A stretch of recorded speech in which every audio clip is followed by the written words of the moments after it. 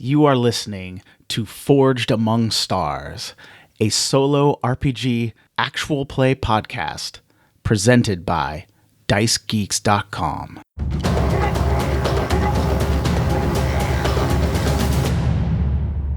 Welcome. My name is Matt Davids. I will be your game master and only player during this season of Forged Among Stars. I am a tabletop RPG writer, game designer, as well as a novelist. I thank you so much for joining me as I play through Ironsworn Starforged, a tabletop RPG designed by Shawn Tomkin. If you would like to learn more about me or the game, please check for links in the description wherever you are listening to this podcast. Now, it is time to journey among the stars.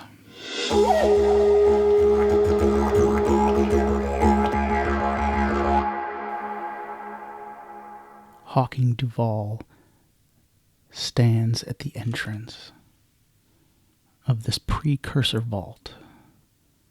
This ancient technology, this thing that he has been searching for.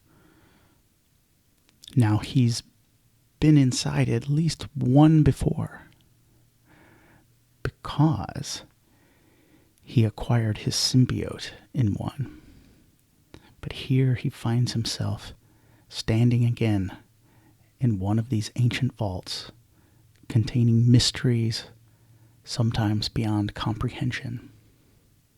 He tries to call his companion on his ship, the Shard of the Sun. Echo, come in, Echo. Where could she be? But all he could hear is static. Where could she be? Did something happen to her? No. Wait. He turns the scanner pad communication device that he carries on his hip, that he's carried for years now, kind of turns that around, and he sees that there is a dent on one of the sides. The incident with the tree has damaged his communication device, and possibly his scanner as well, as he's now checking the readouts and seeing that there's static on the screen and the power seems to be cutting in and out. He swallows hard and reholsters the scanner on his hip. He's come too far to turn back. He must press on. He must explore the inside of this vault and gather some ancient knowledge to fulfill his life's purpose. Okay, now I am a little confused with some of the rules here. I had sworn an iron vow to search the site or the precursor vault and then return with some ancient knowledge, or at least just to search it. I made that iron vow extreme, which was probably very foolhardy. But I figured since there is kind of a timer on our hero Hawking, because of the earthquake and because he left in the evening after kind of a full day, he's going to be tired. So I made that vow extreme, but now I'm standing here and I'm looking at some of the moves, and I'm seeing there's a move, undertake expedition, and I don't know if that's the same thing. Is that the same vow? Is that the same as my vow? Or is that a different thing? Because if you do that move about an expedition, then you get a progress track. You have to assign it a rank. Not sure. So does that go then underneath as part of my vow? Or is that what I did initially? This is kind of confusing. So I guess what I'm going to say is that it's part of my vow. So I'll make a new one, and I'll make the move undertake expedition, and I'll give that a rank, I guess. Okay, I guess I'll run it that way. But first, I am going to consider reaching the door of the vault and stepping inside, I'm going to consider that a milestone, and I'm going to mark some progress on my vow to explore the vault here at Celadon. It is an extreme vow. I'm marking progress for the second time, so that means I have one box filled. So as I said, I think I am going to create a new expedition, and I'm going to set that rank at dangerous, and this will be a limited scope of reaching a destination within this vault. Of course, Hawking has no idea what he's looking for or how many waypoints he needs to search to find it. So I am going to roll plus wits because Hawking is staying vigilant. And I got a weak hit. Okay, so that means I can face a peril or I can take suffer moves. I think I'm going to take suffer moves. I will take -1 of 2, and I will lower my health to 4 and my spirit to 4, because I think he is under stress right now, and I will create some fiction around those things right here. Imagining the interior of the vault being this strange pearlescent metal, and it's smooth, and the corridors are almost like tube-like. They weave and wind a bit more than a human-constructed building would ever do. And so he is walking along, and I think that what happens, his spirit starts getting affected and his emotional state starts getting affected because there is just no sound. Like, his footfalls make no sound, and there's just no sound around him at all, and this is starting to become a little unnerving for him. And then what happens to his health, I think he will come to a place at one point where the corridor shifts down a little bit, and he doesn't really see it because of the way the metal goes, and so he steps, and then he finds himself kind of sliding down this ramp in this tube, and he crashes at the bottom, and he hurts himself in some way. He is now bruised and kind of battered, and of course the experience with the tree certainly didn't help, as he had to dash and roll out of the way with that. And so now here he is. He is a bit banged up, a little bruised. His emotional state is a little sketchy because this is just a strange alien environment, and he is trying to take it all in. And so now what I have done mechanically is I have reached a waypoint. And so what that means is I'm going to mark progress on our expedition, and I think this is also a milestone, so I'm going to mark some progress on our vow as well. Hawking is also confused because there are just corridors leading off in every direction. The interior of this vault is just like a giant honeycomb, and he is just picking tunnels at random. But now he's going to explore this waypoint, and so that is a move, and also there are some special tables in the PDF for exploring precursor vaults. Okay, so I rolled on Explore the Waypoint, and I got a weak hit. So that means there is an opportunity, but it is wrapped in a peril.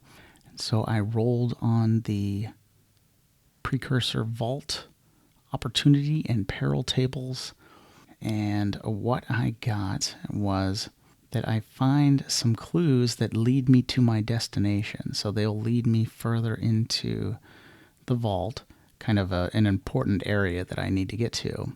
But I also rolled that foes close in. And so how I am going to imagine this is that Hawking hears the first sound that he has heard in this place. And it is footfalls, heavy footfalls, multiple footfalls. And he hears them coming down the corridor. So what he does is he runs in the direction of those clues that tell him where his destination could lie. And so I will roll on the expedition move once again, but this time I will use edge because Hawking Duval is running and he does not want to be caught by whatever is making those footfall sounds. Okay, a strong hit. I needed this one. All right, so what we are going to do, what it just says is we just mark progress. So I am going to mark 2 ticks on my vow to explore the vault, and I am going to give myself 2 boxes on the expedition track, trying to find something in the center of this vault, some ancient technology or knowledge. Okay, so here is the question. The question is, do I explore this waypoint and open up the possibility of more death and destruction? Because I don't know if I've gotten away from those footfalls behind me already. Oh. But, I mean, the whole purpose of coming into this vault is to explore the unknown and to try to find something that's awesome. So I think I am going to explore this waypoint. Oh my goodness. Okay, a strong hit. This is good. This is really good. It wasn't a strong hit with a match, which would give me a discovery, which would be super, super cool. But it was a strong hit, and I will take that all day long. So what that means is I could do either one of 2 things. I can either take an opportunity and envision that and then take 2 momentum, but I am already full on momentum. Or I can mark progress on my goal again. Ooh, now an opportunity, there's some really cool ones, so I could end up like slipping out of the way of these foes or whatever that are coming somewhere. But marking progress is really interesting because if you have at least 6 progress on your progress bar when you're exploring a vault, you can find the sanctum. And that is very, very appealing because then I could find out what this vault was for and if it contains something really cool in the center. So yeah, Hawking is going to take some extra progress and hope we find the sanctum a little sooner. So just to recap a little bit, I now have 6 progress boxes marked on Survey the Vault. I have 2.5 on Explore the Caladan Precursor Vault and return with some kind of knowledge. So I have a long way to go on that one. But this Survey the Vault, I am in good position, so I am going to undertake an expedition again. And if we make it through this one, we will have reached the sanctum. That will be awesome. And Hawking is going to stay vigilant, so I will be rolling plus wits. Oh my goodness, I just got a strong hit with a match.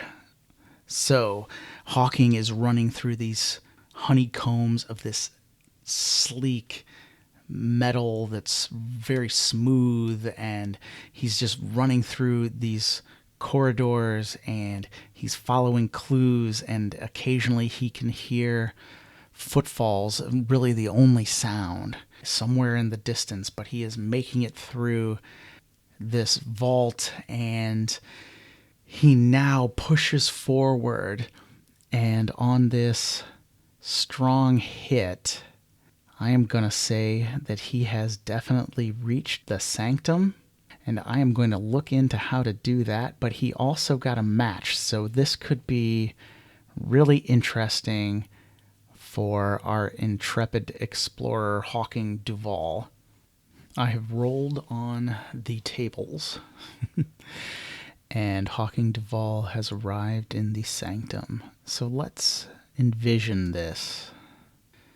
So Hawking is running through all of these smooth, honeycomb-like passages, and he just doesn't even really know where he is, right? But he's just running down. He has found clues, though, that point him in a certain direction. So he's been running down these passages and these corridors. He's also heard footfalls behind him, but he hasn't heard those in a little while. Now he emerges into the inner sanctum of the precursor vault. And here he stands. There are possibly controls about on some of the walls, but they're very strange, very smooth, very organic looking. They just kind of come out of the metal and kind of grow out of the metal, if that makes sense. But then in the center of this large chamber is another chamber, and it is sealed.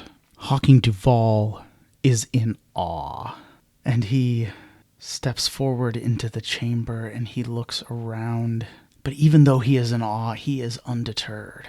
And he walks over to the control panel and he holds up his hands and he runs them over the control panel. And it is at that moment that the control panel changes. The metal, or whatever the material is, becomes almost like water, and it folds and bends around Hawking Duval's hands. And Hawking Duval, former diplomat, now Tomb Raider, sees clearly what the purpose of this vault was for. It was a gateway to some other place, far, far away. And as the controls change to accept Hawking Duval's input, he begins searching and searching. And this is where I will make a roll of gather information, I think, because Hawking needs to learn where this gateway went. Does it go to another world within the forge? Does it go to another dimension? Who's to say? So he will gather information. So I'm going to try this roll, and if I fail, we're all dead. Okay, a weak hit. Now, I could burn my momentum here and turn this into a strong hit. No, wait, I can't, because the one challenge dice is a 10. So I will definitely not burn momentum on this because I couldn't change the result. So we're going to have to live with a weak hit, and what the rules say is that I do learn something very specific, but there is also a complication. So we are going to need a complication. And then we'll envision what happens. So as Hawking Duval gathers his information about this wondrous, wondrous place, he does in fact learn that this vault was a passageway to another world. A two-way gateway from this planet to another planet. He works the controls and they accept his input, and he attempts to activate the gate. And the sealed chamber slowly opens. And in the middle of that chamber is almost like a waterfall of light. Very thin, shimmering. Even though he has seen nothing like this in his life, he knows that is a gateway, that he could step through it, and he would appear on another world. And as he looks at this marvelous, beautiful sight, the shimmering, dancing lights, a distorted image of a world beyond, he notices on the floor of the gateway's chamber Several bodies, human, mutated, corrupted, and long dead.